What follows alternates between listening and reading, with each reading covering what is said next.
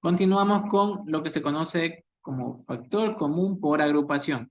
Este segundo caso para nosotros tiene que ver también con el primer caso, porque una vez más trata de identificar un valor que sea, que tenga en común, ¿no? O sea, que tenga un polinomio que tenga em, valores semejantes, valores en común, ¿no? Bueno, aquí tenemos el ejemplo y la idea de nosotros otra vez va a ser identificar cuántos términos tiene este polinomio.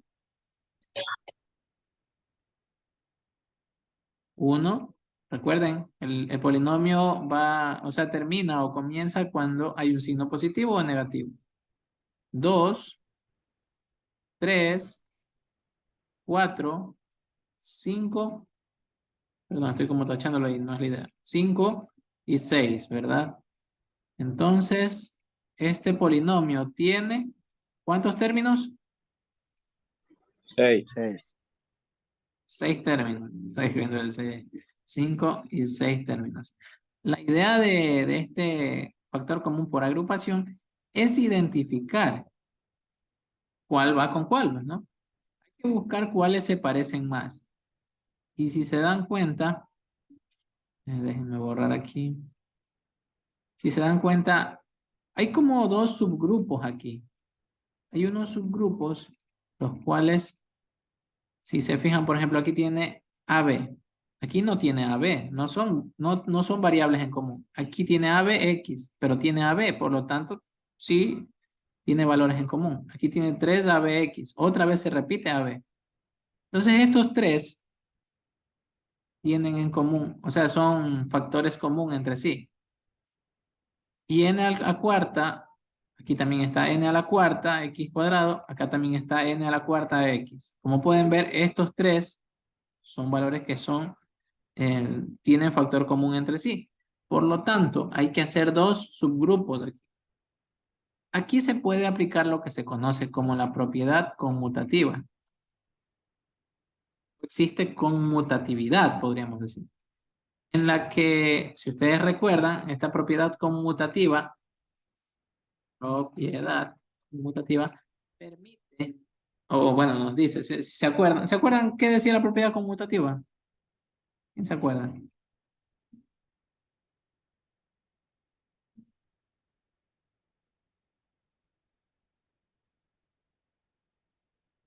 nos dice? ¿Quién se acuerda? ¿No se acuerdan?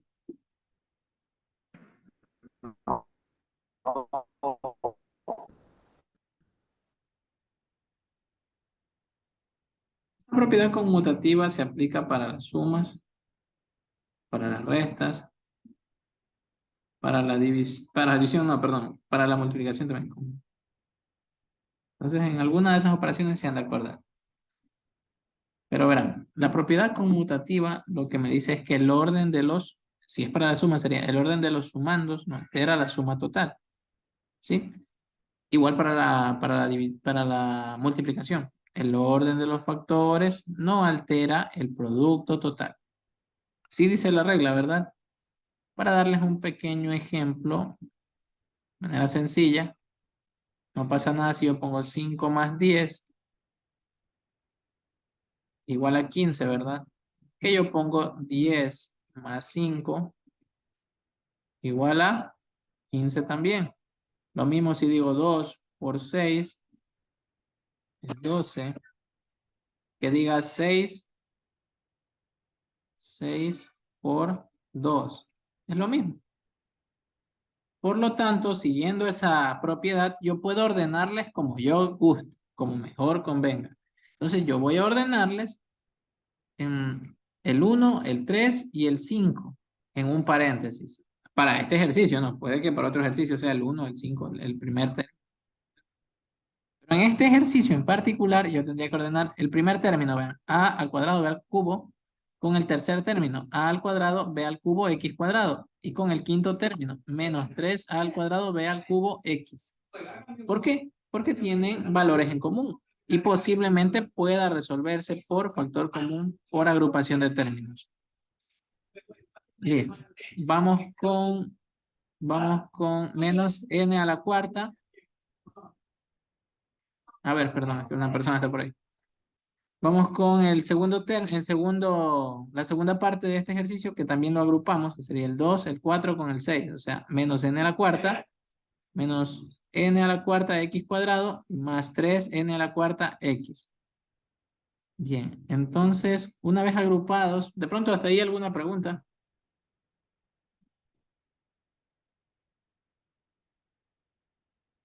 O sea, hasta el paso 1, como quien dice, la parte de agrupar, ¿no? Recuerden que seguimos la propiedad conmutativa, nada más. O sea, no se ha alterado el ejercicio porque solamente lo distribuimos de acuerdo a lo que necesitamos. Y ahora se va a parecer bastante al primer caso, sino que subdividido o subclasificado en dos grupos.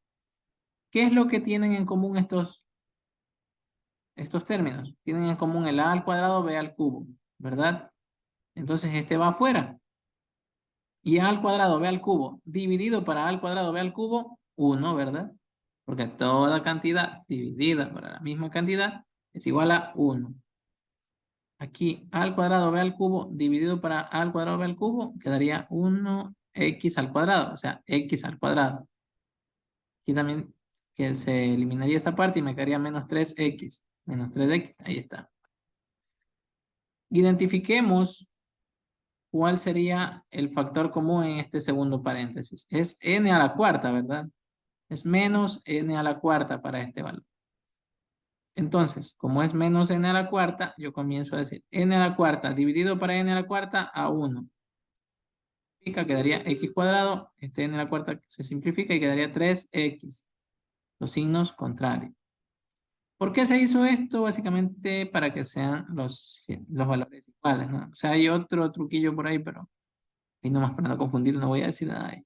Ya, a ver, si se dan cuenta, este término, porque aunque parezca súper gigante, este de aquí es un solo término. Que adentro hay símbolos, o sea, adentro hay más los positivos y negativos, pero está con un paréntesis, por tanto, y de hecho son hasta iguales, ¿no? Entonces puede ser tomado como un solo término. Y digamos que de paso, este par de elementos son factor común. Cuando es factor común, si se dan cuenta, son el mismo valor, 1 más x cuadrado menos 3x, 1 más x cuadrado menos 3x. Como son factor común, ¿qué puedo hacer yo? Puedo colocarlo en la parte de afuera como factor común y comenzar y abrir otro paréntesis. Y digo que simplifico esto y me quedaría a al cuadrado b al cubo. Ahí está el a al cuadrado b al cubo. En el segundo término, simplifico esto y me quedaría menos n a la cuarta. Y finaliza el factor común. ¿Preguntas de este ejercicio?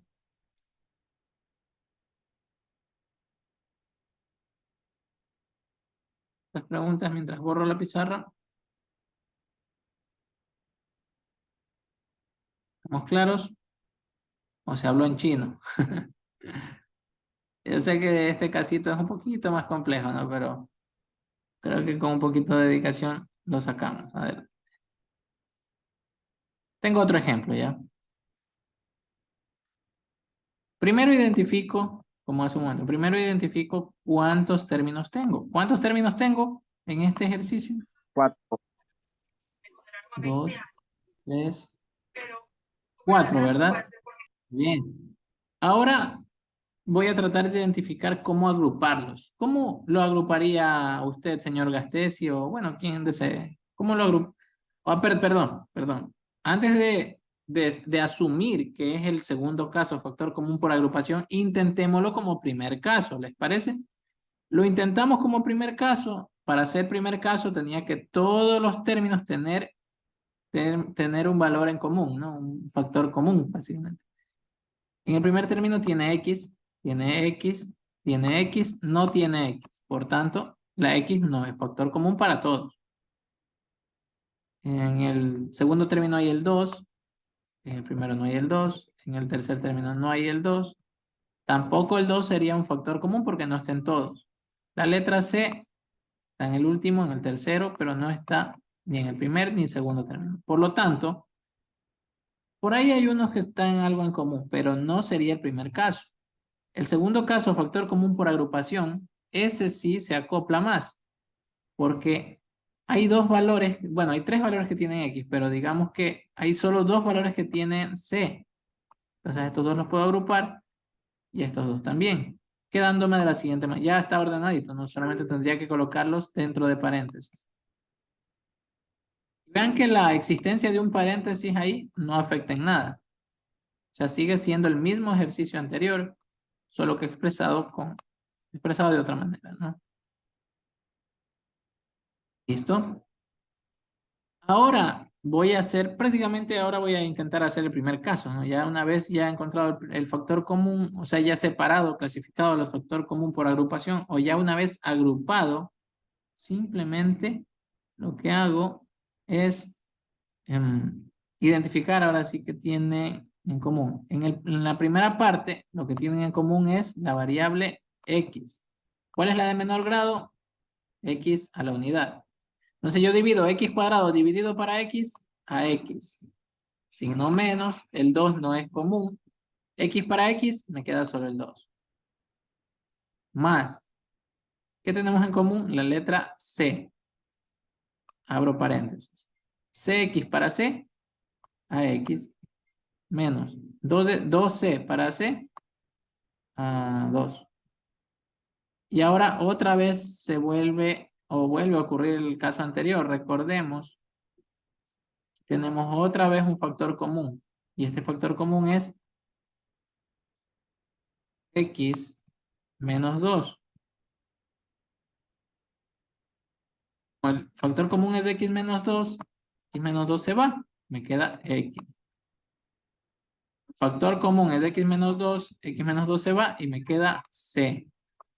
Y el resultado es todo esto que están viendo aquí. La última parte. Recordar que la factorización es solamente otro tipo de manera de representar datos. Entonces, si ustedes de pronto quieren identificar si esto es verdad, lo podemos hacer manualmente. Lo podemos hacer mediante una multiplicación. Ya ustedes ya en clases anteriores vieron cómo multiplicar. Vean, aquí hay una multiplicación. Vamos a volver a una multiplicación para que vean que debe salir el valor inicial.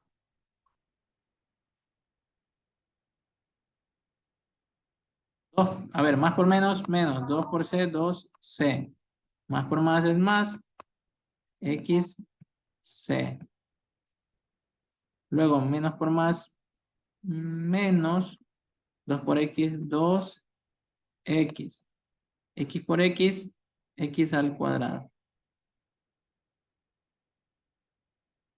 Positivo. ¿Listo? Haría de la siguiente manera. X al cuadrado más XC menos 2C menos 2X. Este valor debe ser igual al del ejercicio inicial. ¿Es verdad o no es verdad? Veámoslo. ¿Tenemos un valor que sea x cuadrado? ¿Tenemos un valor que tenga x al cuadrado? Sí, ¿verdad? ¿Tenemos un valor que diga menos 2x? Aquí, 2x. ¿Tenemos un valor que diga más 6? Perdón, más cx? No tenemos más cx. No, sí, acá está. Más cx. Por un segundo dije, ¿qué pasó? Y un valor que diga menos 12, aquí está. Menos 2c. Por lo tanto, esta expresión que ven aquí es equivalente a la expresión original. Y bueno, por lo tanto, en conclusión está correcto, ¿no? ¿Preguntas del segundo caso? El primer caso también, la misma historia, ¿no? El primer caso, si ustedes quieren saber si está bien, pueden multiplicar 5x por y más 4x menos 2y y debería salir la expresión original. ¿Sí? ¿Preguntas? En la tercera, ingeniero.